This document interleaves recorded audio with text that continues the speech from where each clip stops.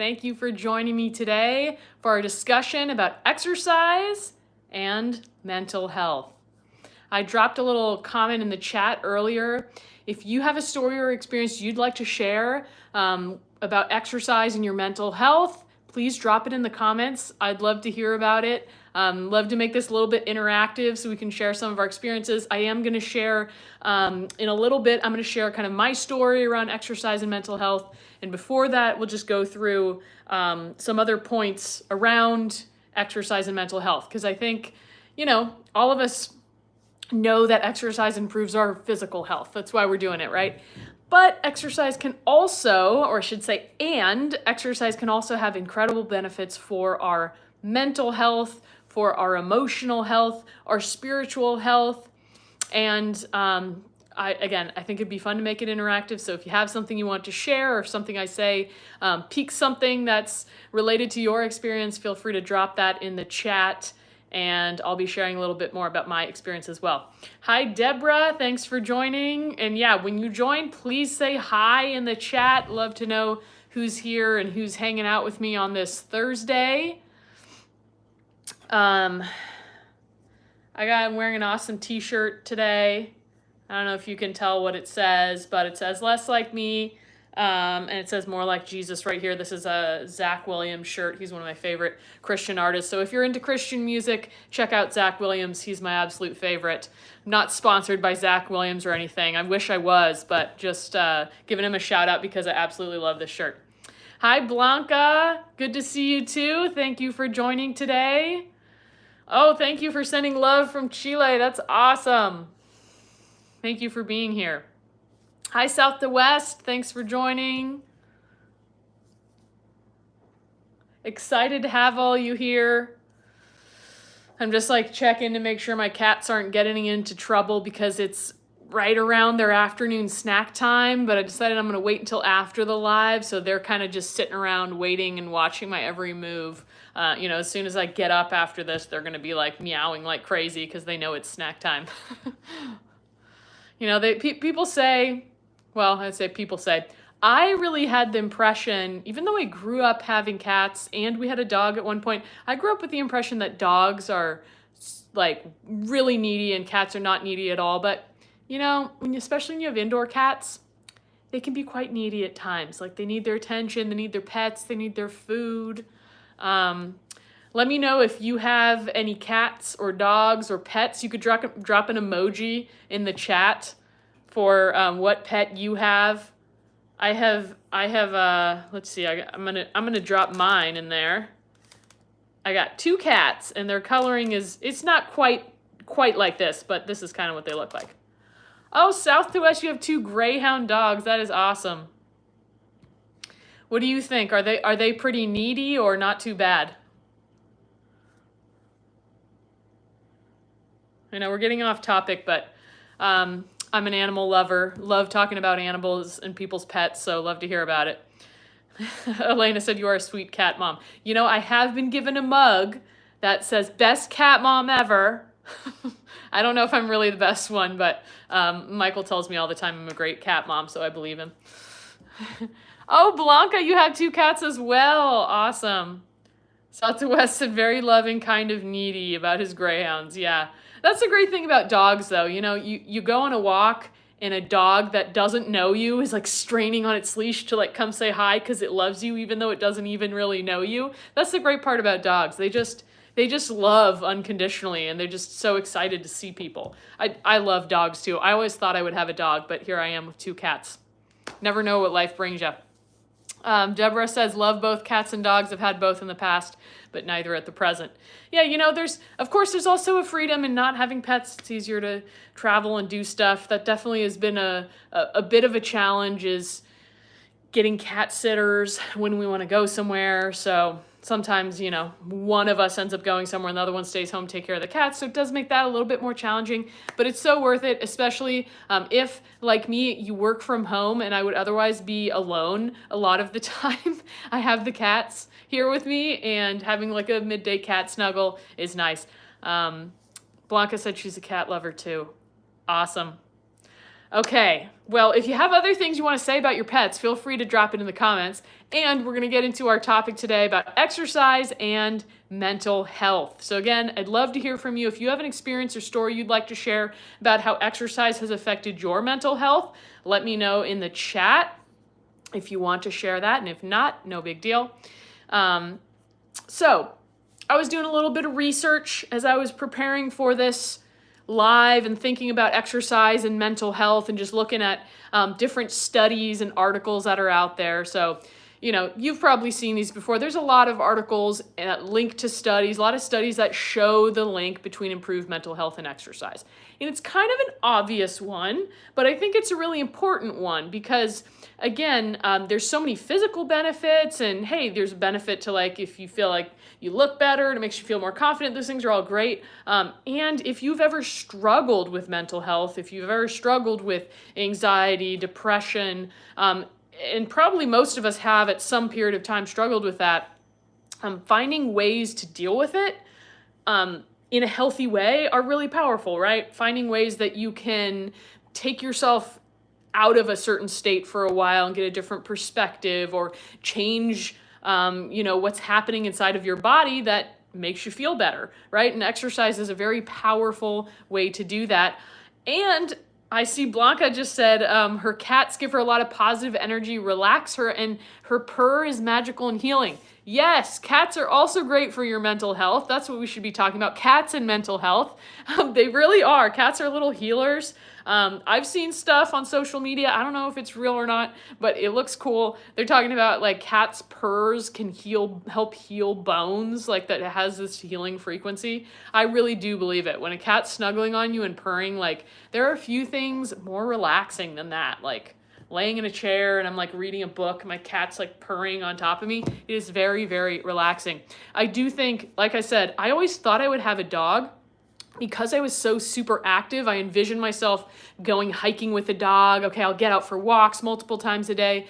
But the reality is that I, as a person, and you guys know if you followed me, I have a tendency to use exercise as a kind of avoidance mechanism. I tend to exercise too much. So in many ways, having a dog would probably make me exercise even more, or kind of stimulate that compulsion for me, which is not necessarily healthy, versus cats. When I ended up having cats, which I didn't expect, but the cats help me to relax. The cats help me, like, they inspire me to nap. Like, I see them sleeping all comfortably just in the middle of the day, and I'm like, yeah, why shouldn't I take a nap? So just saying, for somebody who's kind of like overall been high anxiety, always thinking I need to be productive and do something at all hours of the day, having cats has actually been very healing and inspiring for slowing down and taking care of relaxing and resting, which I'm not as good at, which are also really important for our health, right? It's important to do things. It's important to exercise. It's also important to relax, to de-stress, to slow down. That's a really important part of our mental health. Yeah, Blanca said they always want to need me. Absolutely. Yeah, one of our cats, he essentially will snuggle in and just like claw, claw, claw. And he likes to do it in your armpit, which actually, your armpit skin is very sensitive. So you got to like put a blanket in your armpit so that he's not scratching up your skin. And our other cat, she doesn't necessarily need on me, but she'll go over and get ready to get all cozy on a blanket, and she'll knead all over it first, and then she'll curl up real cute. Okay, so back to our topic at hand, although I really do feel this is related. Pets and mental health. Pets and mental health, exercise and mental health, these things are all connected. So exercise improves cognitive function. So there have been many studies that have shown that exercise improves cognitive function. It also reduces your risk of brain diseases like dementia, depression, and anxiety, like clinical depression, clinical anxiety. Some studies show exercise being as effective as medication for treating things like dementia, anxiety, and depression. Of course, this is just a completely biased opinion, but I would think in many cases it may work much better than medication because it's a more natural process of doing it versus putting foreign substances in your body. That's just my opinion.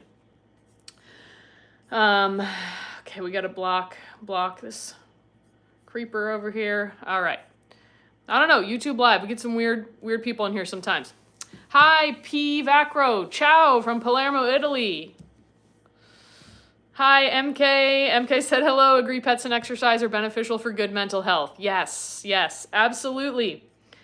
Some studies indicate that more exercise leads to more mental health benefits. But of course, there's a limit to this, right? So overtraining can negatively impact your mental health. And this is, like I said, I'm gonna talk about my personal story with regards to mental health and exercise a little bit later, and this is gonna tie in there. So more exercise is going to give you more mental health benefits up to a certain point. And what that point is probably going to look different for each person, right? Because at a certain point, it could cause damage to your mental health. Just like exercise is good for you and doing more is generally better for you until you get to the point where it's too much, and then it could actually have negative repercussions. It's like anything in life, right? You got to find the right balance. If not enough, well, then you're not reaping the benefits, or you're having negative effects. If you're not doing enough, if you're doing too much, you're having negative effects, right? Same thing with eating food, right? If you don't eat enough food, you have problems. If you eat too much food, you have problems. You got to find that balance in the middle and what's right for you.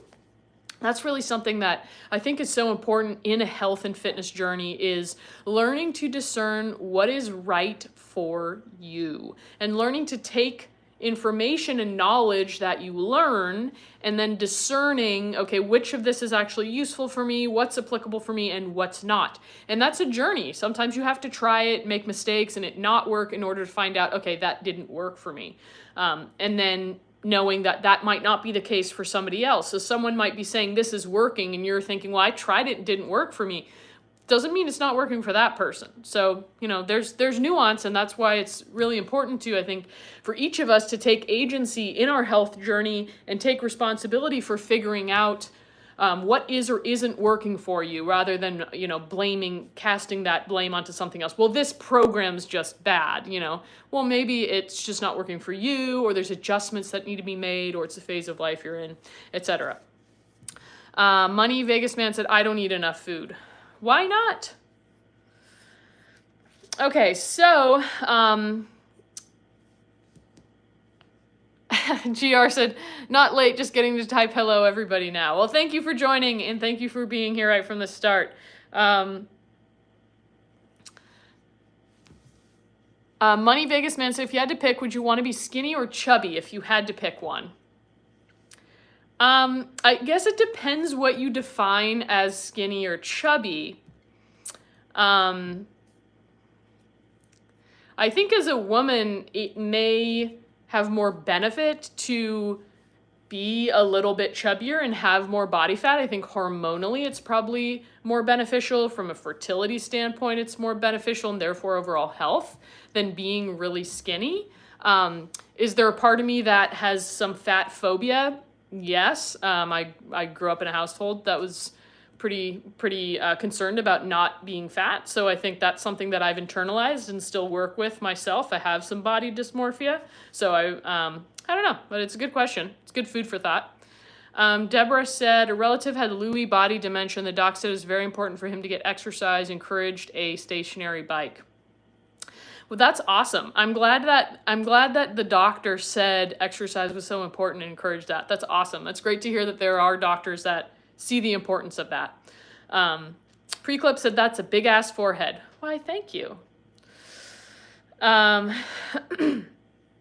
Okay, so as I mentioned, the right dosage is important. The right dosage of exercise, right? It's important for getting the results you want. It's important for your energy levels, and it's important for your mental health to get the right dosage of exercise, and that's unique to each person. That's where that discernment comes in. I would say it doesn't really matter how you exercise. As I was doing this bit of research, as I mentioned, it seems like it's not really that there's a specific type of exercise you need to do to get mental health benefits. You just need to do exercise. So whether that's, getting some fresh air and gardening and carrying stuff and getting your exercise that way, or whether it's, a more planned out training program like strength training or some kind of gym program, those things, doesn't matter. Just do something. If it's walking, whatever it is. I always say the best type of exercise is, it's not just me saying this, I've heard other people say it, but I think it's really good. the best type of exercise is the one that you'll actually do, because your results and the benefits on all levels, you know, physically, mentally, spiritually, emotionally, are going to come from consistency over time in that correct dosage, of course.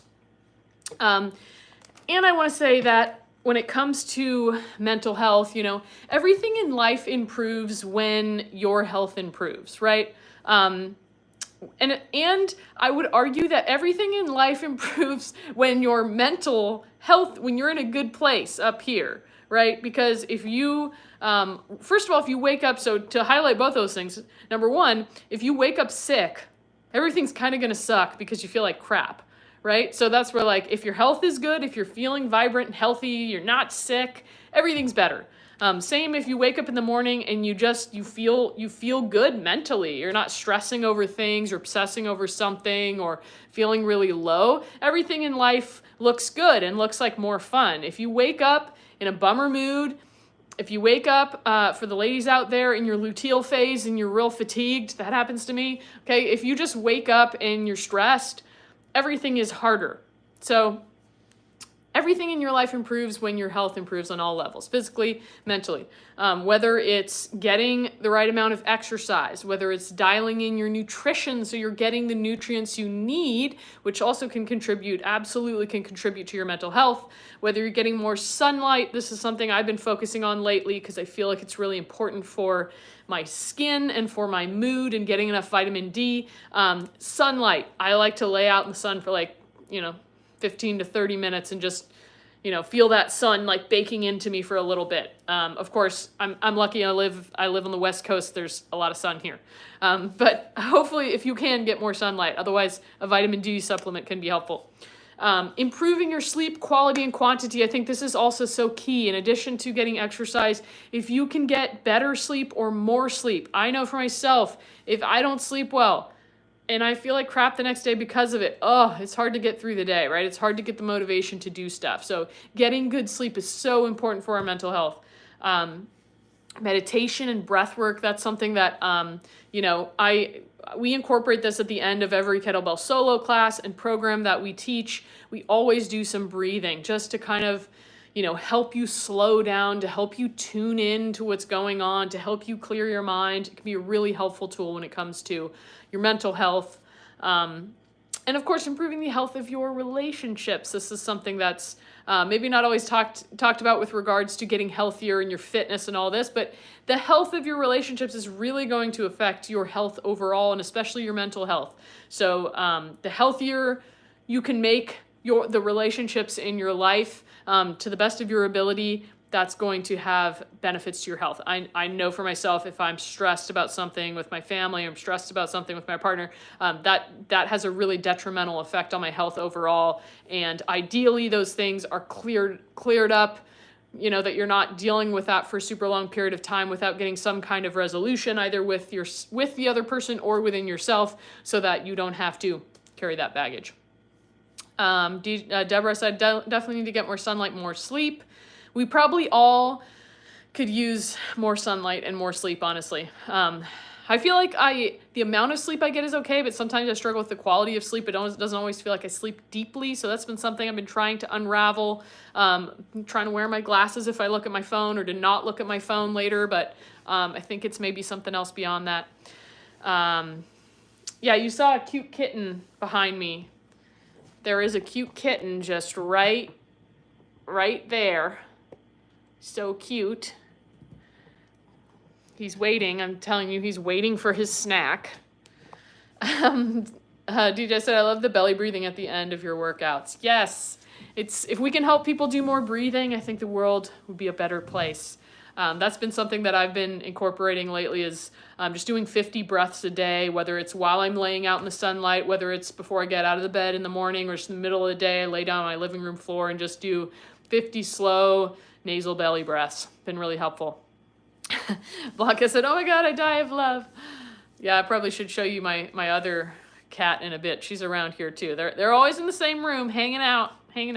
They're good kitties. Okay, so diving back into this mental health topic. So if you struggle with your mental health, which, let's be honest, all of us struggle with it at times. exercise may certainly help. I think it's important that it's not the only coping mechanism that you have, but that you have a number of coping mechanisms, and exercise is one of them, in addition to the fact that, you know, it's just good to exercise regularly for health overall, right? Which over time will contribute to better mental health. So I'm going to talk a little bit, story time. I'm going to talk a little bit about my personal experience with exercise and mental health. And if you guys feel so inclined to share about your experience with mental health and exercise, you are welcome to in the comments. And if you don't want to, that is okay as well. So I would say exercise has played a huge role in my mental health. So I was pretty active growing up, but didn't do any sports. I used to ride horses growing up, but I started doing track and field in high school, which was a huge part of like a very formative activity that I did, which definitely led me into, loving exercise and wanting to, work at a gym, become a personal trainer and all of that. And I would say that exercise, that having that anchor of my track and field practice and, running regularly, that was definitely a really important anchor during like kind of a tumultuous time in my teenage years, and definitely helped me have something to come back to that was pretty stable and that, felt good, and I was using my body. So had a great benefit to my mental health. Then as I went into college, my third year of college, I started working in a gym. So that was kind of the start of my personal training career and teaching classes. During this time, and some of you might know this if you're on my email list, you followed me for a while. So as I was starting to work at this gym, it was this awesome gym. I got introduced to kettlebell sport. I was so excited about learning all this different stuff. I had already weightlifted in high school, but I got like more serious about it when I started working at the gym. And I would say really, really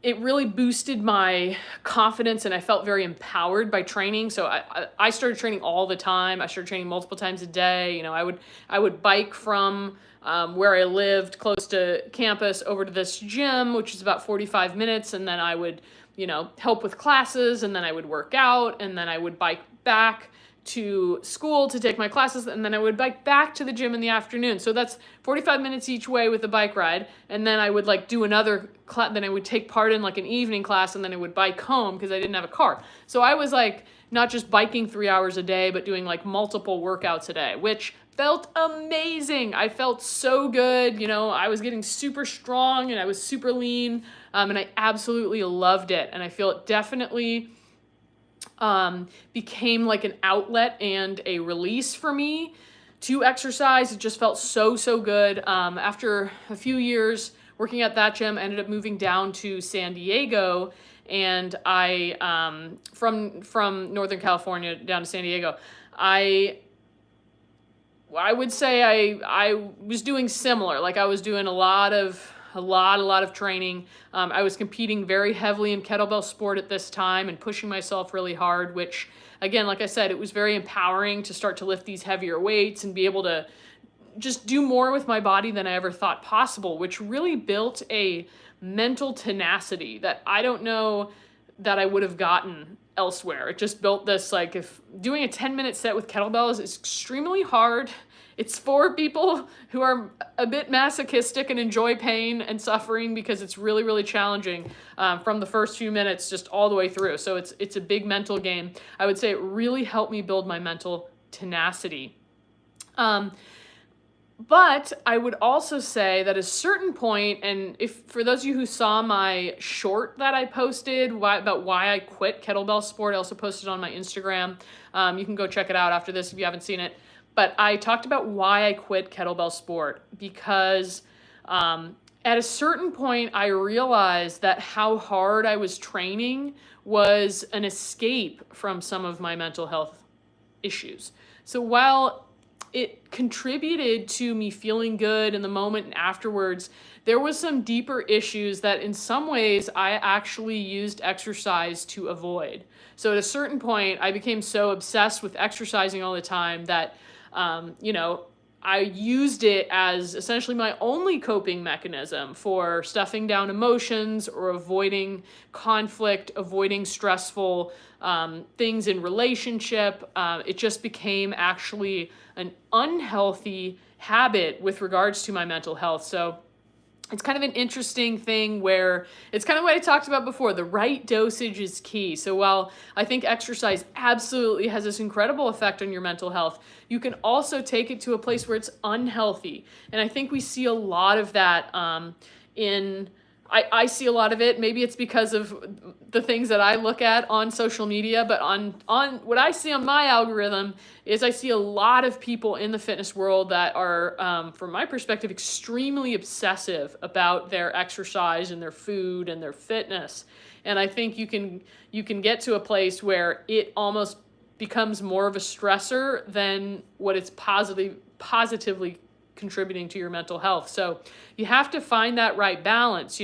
I'm still working to find the balance today. I still think exercise absolutely contributes to overall me having better mental health, but at a certain point I realized that I was actually exacerbating my mental health problems, anxiety, obsessive thoughts, depression, just a lot of different things that many people struggle with. I realized that I was exacerbating them and perhaps focusing that energy onto my exercise or onto my body or onto my food, as in obsessing over, oh my God, I need to get exercise today. Oh my God, I need to make sure I'm, eating X amount of calories, or I'm eating this, or I'm not eating that, or I'm like kind of channeling that obsession into the exercise or the nutrition. So it can become something that can sort of sabotage your mental health, or your mental health can kind of sabotage it. So you have to make sure you find the right balance. For me, I'm always still working on finding the balance, because the addiction that I tend to, I think many of us have we each have our own types of addictions, when it comes to mental health. I think we all struggle with different types of addictions, of things we kind of do compulsively or obsessively. I would say I trend towards using exercise in an addictive manner, because it can be very addictive, similar to food, similar to drugs, similar to social media, similar to shopping. There's lots of different ways that our addictions can come out, and in our society, we view some addictions as more socially acceptable than others. The main things we think about when we think of someone being an addict is we think of them being a drug addict or an alcohol addict. But you can also be addicted to food. You can be addicted to exercise. You can be addicted to obsessively tracking your calories. There's lots of different things you can be addicted to. And again, being addicted to drugs and alcohol is much less socially acceptable than if you are addicted to exercise or you have an eating disorder. These things are often praised in our world because people think that it's healthy to exercise all the time, or they look at someone who doesn't have much body fat and they assume this person, oh my God, that person's so healthy.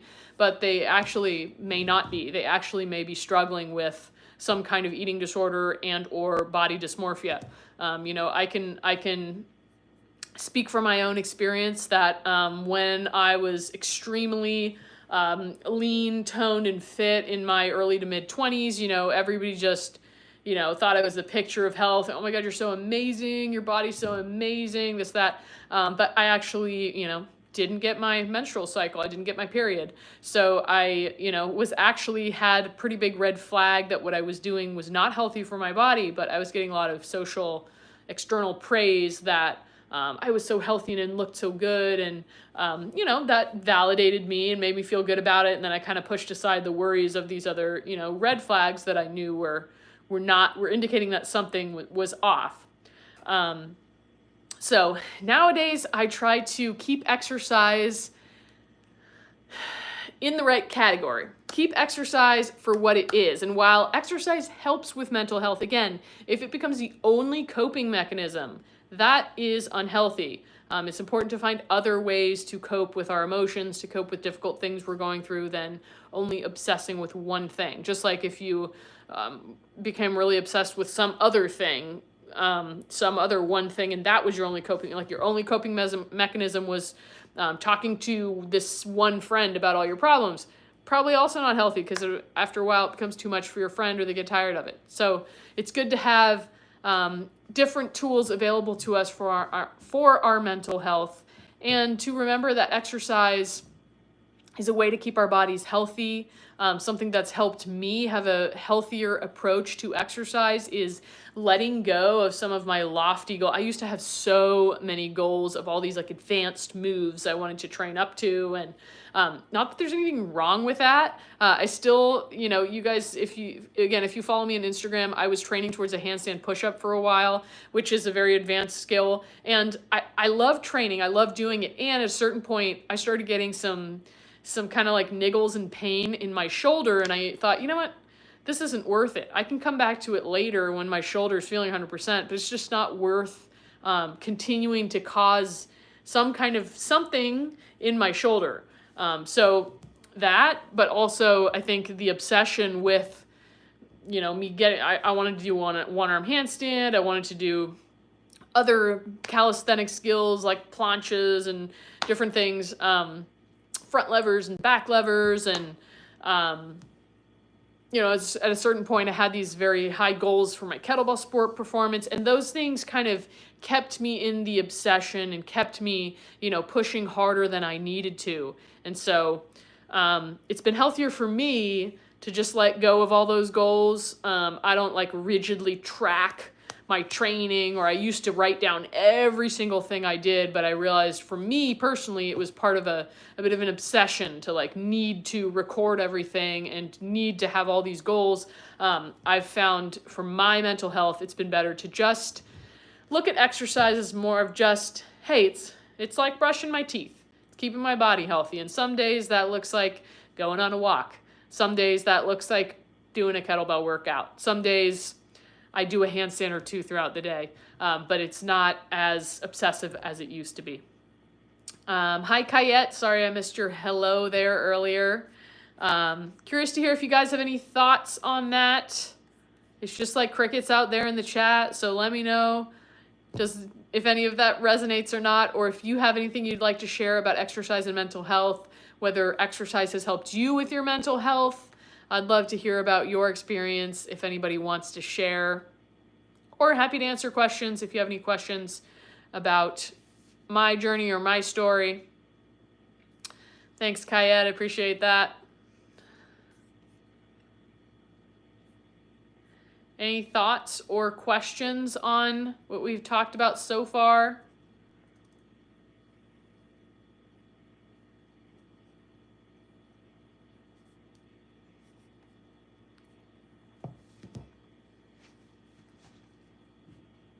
Love that. Kayette said exercise through horseback riding and strength training have helped me. That's awesome. I don't know if you were here at the beginning, but I also used to ride horses. I haven't ridden in a while. I had a friend down in San Diego who I would take care of her horse sometimes, and that was awesome.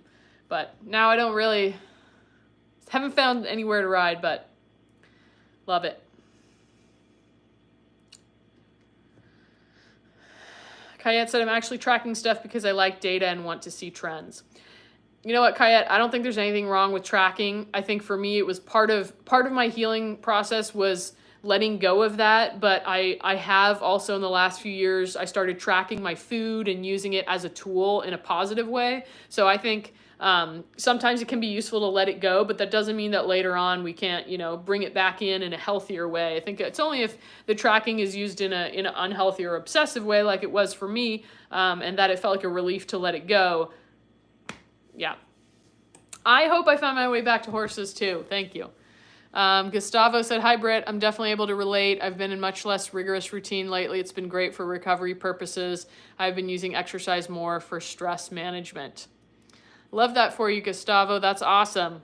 Yeah, I think people underestimate the value of just kind of toning back or toning down or rolling back the difficulty or intensity of their routines from time to time and just seeing how they feel. I know that for myself, when I used to train all the time, and sometimes that's happened again as I got into kind of a regular training routine, I kind of think, oh, well, I want to do a third workout this week, and I would just kind of keep going, then sometimes something knocks me off course, like either get sick or something happens that I don't train for a few weeks. I come back and just, oh my God, feel amazing after taking a week or two off of training. Training feels so good when you are really properly rested. And I went so many years without being fully recovered when doing my next workout that I had like forgotten what that felt like to be like fresh coming into a workout. Really makes a world of difference. Kayette said, I don't track food, I eat more when I'm active. Yeah, I think that's all different for everybody. I'm currently not tracking my food, but I found it was helpful to track for a while and just kind of get a handle on like how much I was eating. But now I kind of just eat, I want to say intuitively. It's like kind of a buzzword, but just eat when I'm hungry, or I have my 3 meals and have a couple snacks throughout the day. Maybe a little dessert. Dates and peanut butter. It's like nature's candy bar. Anyone else? Dates and peanut butter? If you haven't tried it, you absolutely should.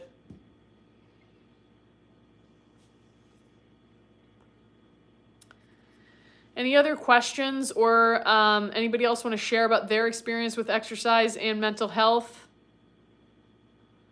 I mean, we're not completely anonymous here, but it's kind of like you're anonymous. At least to the other people. I may or may not know who you are, depending on if you've been here before. Also, we'll take requests. If you guys have requests for next week's live topics, let me know. South to West said, I sleep so much better after increasing exercise. Yeah, can be really helpful to sleep. Absolutely. I definitely sleep well when I'm active. And I find when I'm active and in the sun, I feel like that's when I get the best sleep, when I'm like outside doing something active and have been in the sun, gotten a good amount of sun, gotten some good food, and then just sleep like a baby. Oh, nice. South to West, I used to wake up early, like 3 a.m. multiple times a week. Now it's much better. Much better from adding exercise in, or more exercise? Kayette said, any takes on people who work night shift? I think you should be paid very well, because I think it probably wreaks havoc on your circadian rhythm, which is not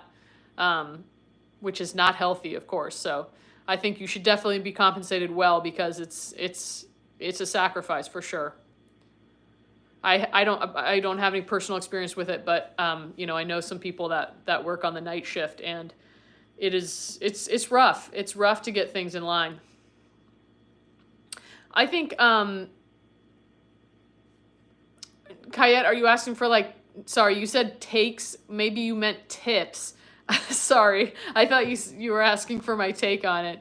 I think you just got to do, I think if you have to work the night shift, if that's, what you're doing, I think if you can, the best you can to dial other things in, the better. I think about that if I'm feeling stressed about something, or there's something in particular that's a stressful element, reminding myself like, you know what, if I take care of the other things around it as best I can to reduce my stress and be as healthy as possible, then that makes that one stressor not have quite as much of an effect. So I think if you can, make sure you're drinking good quality water, make sure that you're getting the right nutrition, you're getting plenty of protein, because I think that's probably gonna be something else you struggle with if you work night shift, is maybe you're tired and you have like sugar craving. So if you're making sure that you're eating plenty of protein, which is probably going to help reduce that sugar craving, or craving for junk foods that comes from,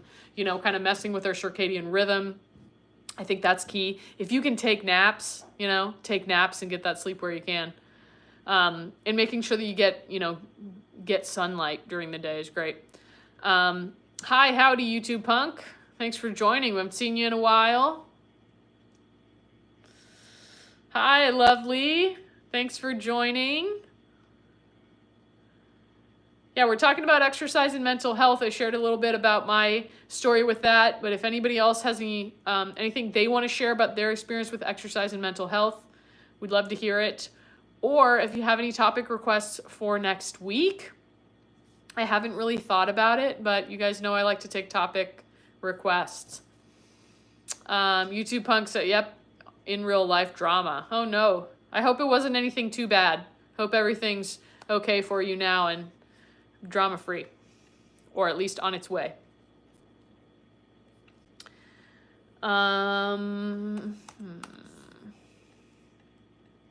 I know a topic that people have requested a few times is kettlebell flow. Even though it's not really my thing, I would say, but we could talk about kettlebell flow. I have taught a flow workshop before, so if people are interested in that, we can do it. We can give the people what they want. You're welcome. Oh, for those of you cat lovers, my cat is clattering right now. You guys know what that is? I only learned that term sometime in the last couple years. GR said the pressure under which student athletes are to compete is clearly tolling on the kid's mental health. Any recommendations to share with him or them? Yeah, I think before I say that, I wish that college coaches like took into account the fact that for many student athletes, you know, they're not going to go on to play professional, and it's so important for them to, you know, ideally they're not getting, you know, injured or burned out in a way that affects them for the rest of their life or affects their relationship to exercise. I think just reminding them that, hey, this is just a part of your life. Of course, this is like, you know, I'm sure to the coaches and the school, it seems like so important, but in the grand scheme of things and looking down the road, you know, it's so important to make sure that you take care of yourself. Again, this discernment of like taking care of take your health into your own hands, because I've unfortunately seen many student athletes who have gotten their health either almost destroyed or have gotten injuries that have been affecting them for their entire life since, bad injuries that have affected their ability to train. So I think just, hey, think about 20, 30 years, 50 years in the future, how do you want to feel? And make choices accordingly. And you know, anytime you stand up for your truth and it's not perhaps a popular truth, there's going to be people that don't like it. But I think it's an important lesson in life to be able to stand up for yourself and be able to stand strong in what you know is right, even if other people don't agree with you or they try to pressure you otherwise. There's few things I dislike more than when somebody, you know, stands up for what is right for them or what is, you know, what's right in their heart, and that people try to pressure or manipulate them to do something else. That really infuriates me. So I don't know if that helps, but hopefully it helps. Lovely said, can you use dumbbells for arm exercises? Absolutely you can. You can use dumbbells for your entire body, for anything. YouTube Punk said kettlebelling with cats. The main tip there would be just be really careful when you're swinging your kettlebell around, because your cat might be across the room and you think, oh, they're not close to me, I can go ahead and start swinging. You start swinging and they might just run over to there in a second, and then they're like all of a sudden in the way. So just got to stay vigilant when cats and dogs are around, because they always get right in the path of the swing. It's just what they do. Kayette said, my feline patient this morning would have done kettlebells if given the option. How do you know? GR said, as a former gymnast, I know, agree, and relate. Thanks a million. You're welcome. Oh, lovely. Sorry about that. Yes, topic request. Do videos using dumbbells for arm exercises. I will add that to the list. We can do that. The only challenge for me is I don't have that many dumbbells, but I think I have a few more down in my garage. I'm like, I only have 2 dumbbells up here, but I think I have a few more in the garage. So we could do that. We could do a live on upper body dumbbell exercise, dumbbell workout for the arms. Thank you for that suggestion. Any other topic suggestions or questions? You're welcome.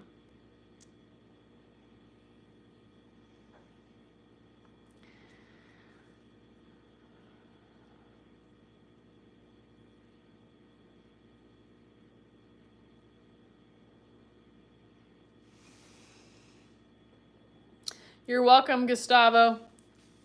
Lovely said, do kettlebells work arms like dumbbells do? I don't know if that's a question or a topic request now, but I would say there's some exercises that lend themselves better to kettlebells. That's actually a good idea, like kind of like kettlebells, like a kettlebell versus dumbbells, and kind of talking about like what exercises are better with which one. Because there are a number of kettlebell exercises that don't work very well with a dumbbell. And there are some dumbbell exercises that don't work very well with a kettlebell. So there definitely are some things we could do with that. That might be kind of fun, just kind of swap between dumbbells and kettlebells. So thank you for that suggestion, Lovely. Lovely suggestions.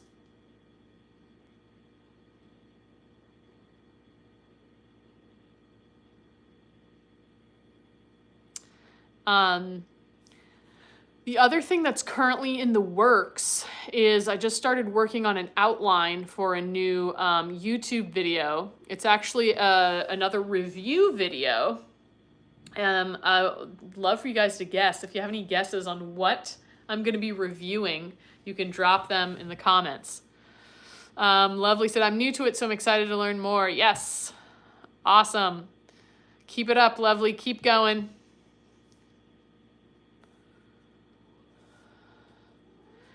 My cats are getting to the point where they're starting to get a little meowy. I told you guys at the beginning that they're waiting for their afternoon snack. They've been patiently waiting this whole time, but my black cat, he's starting to meow a little bit. He's looking over at me like, come on, where's the food?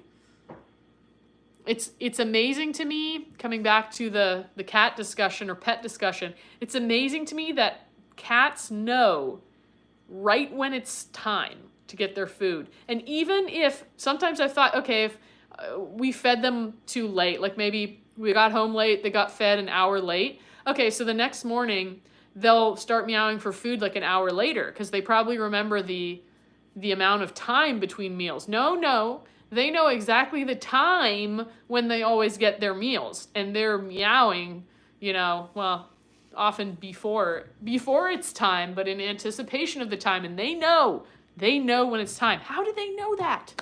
Maybe they go based on the sun. I don't know. YouTube Punk said a Sheena board review. I don't even know what a Sheena board is. What is a Sheena board? Now I'm going to look this up. It's a Sheena board. Oh, like a push-up board. I haven't tried those out. So no, it's not that, but I'd be open to it. Elena said, are you reviewing the kettlebell brand? It's not a kettlebell. Well, I know the last couple of reviews I've done are kettlebells, but Kayette, so cats are creatures of habit. I have 2 of them. Yeah. The girl cat I have, she would just wait patiently forever. I really think she wouldn't really meow, but he's gotten a lot better, but he used to meow incessantly for the hour before he got food. It's starting to drive me crazy, but he's getting better now. RJJ said, are you reviewing a mace or similar weighty implement? Good guess, but no, it's not a mace. GR said, reviewing cat's food.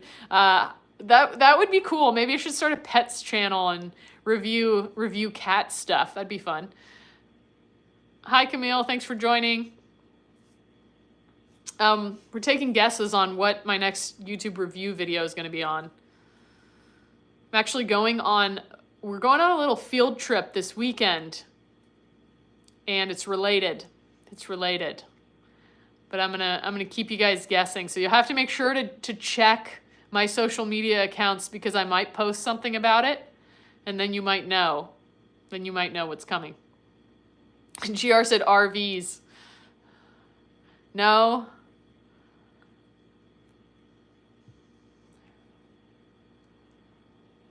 Any other, if you have any other guesses or any topic suggestions for next week, topics you'd like to see me talk about, I have thought about doing, I've mentioned this before, but I have thought about doing kind of a series of like tutorials or workouts, like either a progressive like program or progressive tutorials for different kettlebell exercises. So if you guys would be interested in that, let me know.